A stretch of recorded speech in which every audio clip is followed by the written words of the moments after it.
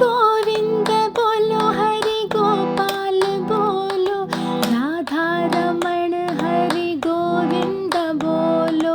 गोविंद बोलो हरि गोपाल बोलो, राधा रमण हरि गोविंद बोलो। गोविंद बोलो गोपाल बोलो, राधा रमण हरि गोविंद बोलो। गोविंद बोलो हरि गोपाल बोलो, राधा रमण हरि गोविंद बोलो। गोविंद बोलो गोपाल बोलो, सारे ये बोलो, मिलके ये बोलो, अरे सारे ये बोलो। श्रीमद् भागवत जी के तृतीय स्कंद का 12वां अध्याय, सृष्टि का विस्तार। श्री मैत्रेय जी ने कहा, विदुर जी, यहाँ तक मैंने आपको भगवान की काल रूप महिमा सुनाई। अब जिस प्रकार ब्रह्मा जी ने जगत की रचना की वह सुनिए। सबसे पहले उन्होंने अज्ञान की 5 वृत्तियाँ तम, अविद्या, मोह, अस्मिता, महामोह, राग, तामिस्र, द्वेष और अंधतामिस्र अभिनिवेश रची। किंतु इस अत्यंत पापमयी सृष्टि को देखकर उन्हें प्रसन्नता नहीं हुई। तब उन्होंने अपने मन को भगवान के ध्यान से पवित्र कर उससे दूसरी सृष्टि रची। इस बार ब्रह्मा जी ने सनक, सनंदन, सनातन और सनत कुमार ये 4 निवृत्ति परायण ऊर्ध्वरेता मुनि उत्पन्न किए। अपने इन पुत्रों से ब्रह्मा जी ने कहा, पुत्रों, तुम लोग सृष्टि उत्पन्न करो। किंतु वे जन्म से ही मोक्ष मार्ग, निवृत्ति मार्ग का अनुसरण करने वाले और भगवान के ध्यान में तत्पर थे, इसलिए उन्होंने ऐसा करना नहीं चाहा। जब ब्रह्मा जी ने देखा कि मेरी आज्ञा न मानकर ये मेरे पुत्र मेरा ही तिरस्कार कर रहे हैं, तब उन्हें असह क्रोध हुआ। उन्होंने उसे रोकने का प्रयत्न किया, किंतु बुद्धि द्वारा उनके बहुत रोकने पर भी वह क्रोध तत्काल प्रजापति की भौहों के बीच में एक नील लोहित, नीले और लाल रंग के बालक के रूप में प्रकट हो गया। वे देवताओं के पूर्वज भगवान भव रुद्र रो रो कर कहने लगे, जगत पिता विधाता, मेरे नाम और रहने के स्थान बतलाइए। तब कमल योनि भगवान ब्रह्मा ने उस बालक की प्रार्थना पूर्ण करने के लिए मधुर वाणी में कहा, रो मत, मैं अभी तुम्हारी इच्छा पूरी करता हूँ। देवश्रेष्ठ, तुम जन्म लेते ही बालक के समान फूट फूट कर रोने लगे, इसलिए प्रजा तुम्हें रुद्र नाम से पुकारेगी। तुम्हारे रहने के लिए मैंने पहले से ही हृदय, इंद्रिय, प्राण, आकाश, वायु, अग्नि, जल, पृथ्वी, सूर्य, चंद्रमा और तप ये स्थान रच दिए हैं। तुम्हारे नाम मन्यु, मनु, महिनस, महान, शिव, ऋतध्वज, उग्ररेता, भव, काल, वामदेव और धृतव्रत होंगे तथा धी, व्रति, उष्णा, उमा, न्यूत, सर्पी, इला, अंबिका, इरावती, सुधा और दीक्षा ये 11 रुद्राणियाँ तुम्हारी पत्नियाँ होंगी। तुम उपर्युक्त नाम, स्थान और स्त्रियों को स्वीकार करो और इनके द्वारा बहुत सी प्रजा उत्पन्न करो, क्योंकि तुम प्रजापति हो।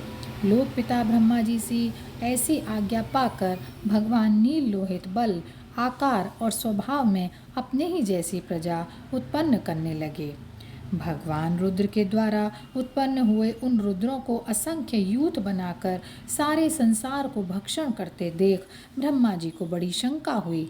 तब उन्होंने रुद्र से कहा, सुरश्रेष्ठ, तुम्हारी प्रजा तो अपनी भयंकर दृष्टि से मुझे और सारी दिशाओं को भस्म किए डालती है, अतः ऐसी सृष्टि और ना रचो।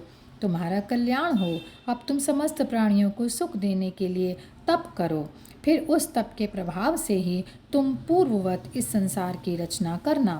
पुरुष तप के द्वारा ही इंद्रियातीत, सर्वांतर्यामी, ज्योति ही स्वरूप श्रीहरि को सुगमता से प्राप्त कर सकता है। श्री मैत्रेय जी कहते हैं, जब ब्रह्मा जी ने ऐसी आज्ञा दी तब रुद्र ने बहुत अच्छा कहकर उसे शिरोधार्य किया और फिर उनकी अनुमति लेकर तथा उनकी परिक्रमा करके वे तपस्या करने के लिए वन को चले गए।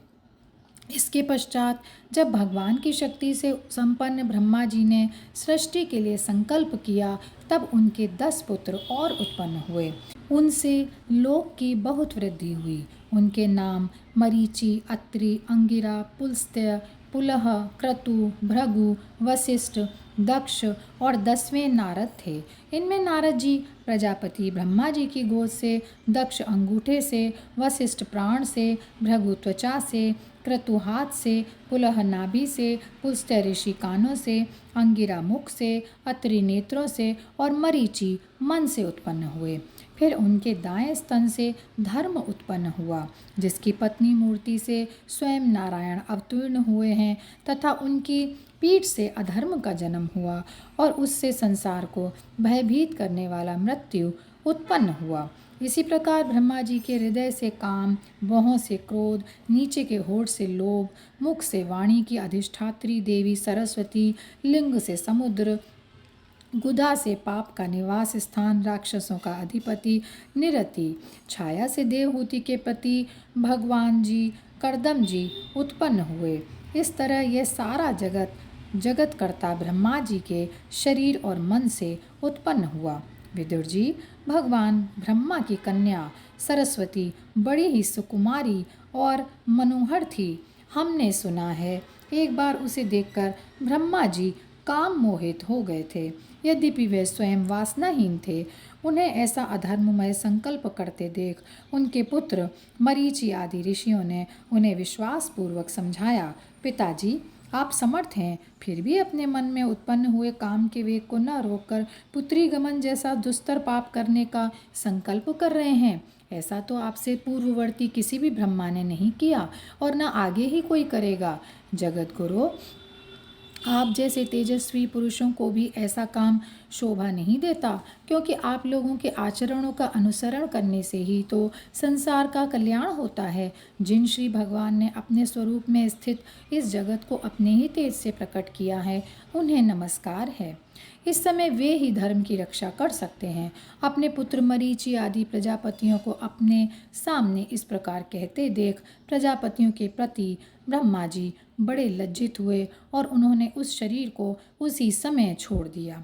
तब उस घोर शरीर को दिशाओं ने ले लिया। वही कोहरा हुआ जिसे अंधकार भी कहते हैं। एक बार ब्रह्मा जी यह सोच रहे थे कि मैं पहले की तरह सुव्यवस्थित रूप से सब लोकों की रचना किस प्रकार करूं। इसी समय उनके चारों मुख से 4 वेद प्रकट हुए। इनके सिवा उपवेद, न्यायशास्त्र, होता, उद्गाता, उर्वयु और ब्रह्मा, इन 4 ऋत्विजों के कर्म, यज्ञों का विस्तार, धर्म के 4 चरण और चारों आश्रम तथा उनकी वृत्तियाँ, ये सब भी ब्रह्मा जी के मुखों से ही उत्पन्न हुए। विदुर जी ने पूछा, तपोधन, विश्व रचयिताओं के स्वामी श्री ब्रह्मा जी ने जब अपने मुखों से इन वेदादि को रचा, तो उन्होंने अपने किस मुख से कौन वस्तु उत्पन्न की, यह आप कृपा करके मुझे बतलाइए। श्री मैत्रेय जी ने कहा, विदुर जी, ब्रह्मा ने अपने पूर्व, दक्षिण, पश्चिम और उत्तर के मुख से क्रमशः ऋक्, यजुः, साम और अथर्व वेदों को रचा तथा इसी क्रम से शस्त्र, होता का कर्म, इज्जा, अर्धवयु का कर्म, स्तुति, स्तोम, उद्गाता का कर्म और प्रायश्चित्त, ब्रह्मा का कर्म, इन चारों की रचना की। इसी प्रकार आयुर्वेद, चिकित्सा शास्त्र, धनुर्वेद, शस्त्र विद्या, गांधर्व वेद, संगीत शास्त्र और स्थापत्य वेद, शिल्प विद्या, इन 4 उपवेदों को भी क्रमशः उन पूर्वादु मुखों से ही उत्पन्न किया। फिर सर्वदर्शी भगवान ब्रह्मा ने अपने चारों मुखों से इतिहास पुराण रूप 5वां वेद बनाया।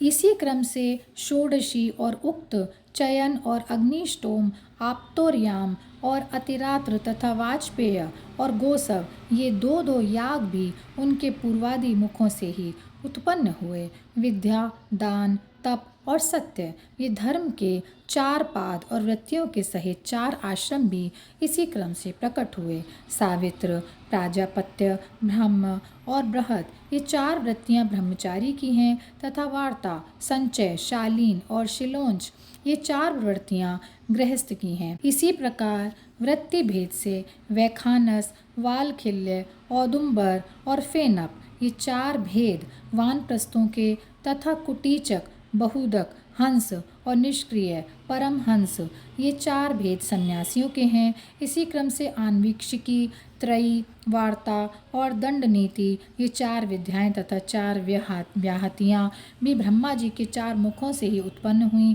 तथा उनके हृदयाकाश से ओमकार प्रकट हुआ। उनके रोमों से उष्णिक, त्वचा से गायत्री, मांस से तिष्टुप, स्नायु से अनुष्टुप, अस्थियों से जगति, मज्जा से पंक्ति और प्राणों से बृहति छंद उत्पन्न हुआ।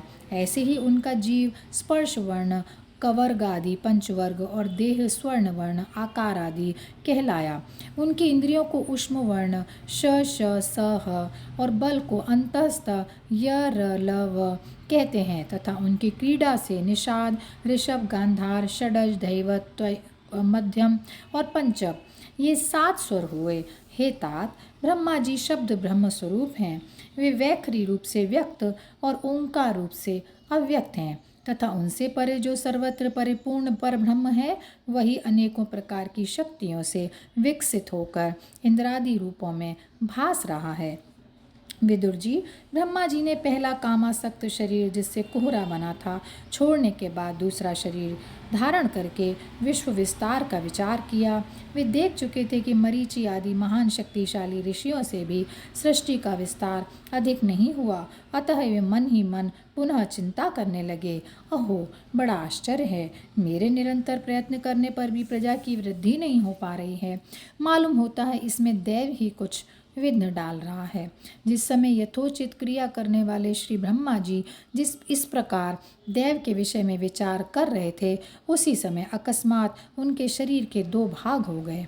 क ब्रह्मा जी का नाम है, उन्हीं से विभक्त होने के कारण शरीर को काय कहते हैं। उन दोनों विभागों से एक स्त्री पुरुष का जोड़ा प्रकट हुआ। उनमें जो पुरुष था वह सार्वभौम सम्राट स्वयंभू मनु हुए और जो स्त्री थी वह उनकी महारानी शतरूपा हुई।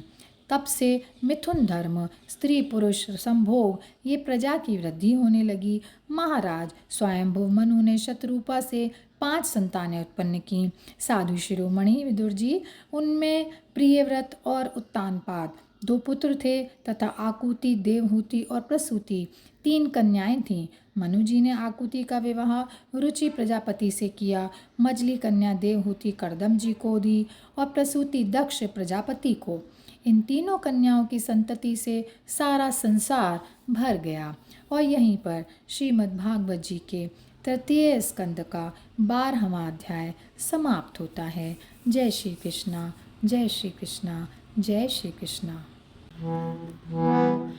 गोविंद बोलो, हरि गोपाल बोलो, राधा रमण हरि गोविंद बोलो।